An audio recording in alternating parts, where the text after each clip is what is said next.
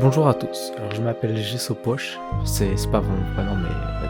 Alors il y a pas longtemps, genre il y a 4 mois, j'ai une idée, c'est pourquoi ne pas créer mon propre jeu. Tout a commencé un jour où je jouais à Céleste. Je m'étais demandé comment fonctionnait Madeline. J'ai donc cherché son script sur internet et en regardant tout ça, je m'étais bien intéressé. Et j'ai donc installé Unity pour voir si je pouvais faire pareil. C'est là que je me suis passionné pour la création de jeux vidéo.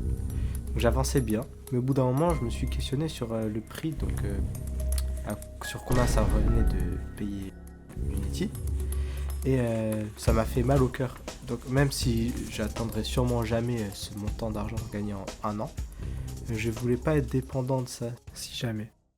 Et c'est là qu'arriva Godot. Ouah. Alors, qu'est-ce que Godot?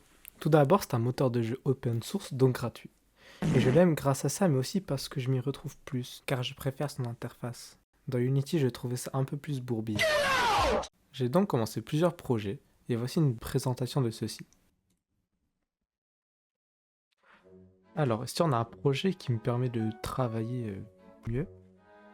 Donc voilà, ça sert pas trop parce que l'application elle sert juste plus au son qu'au visuel, mais on peut changer le background.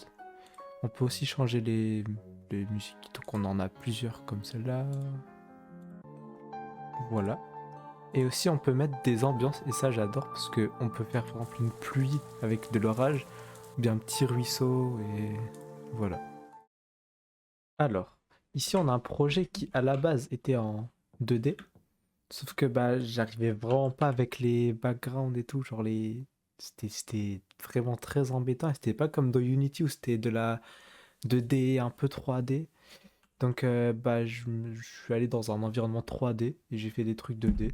Donc voilà, ici on peut se déplacer, on a des zooms et tout, on peut respawn ici, quand on tombe dans le vide, on peut se faire taper par l'ennemi, genre voilà. Et surtout, on peut mourir. Ouais, c'est super. Bon voilà, c'est tout pour ce projet-là.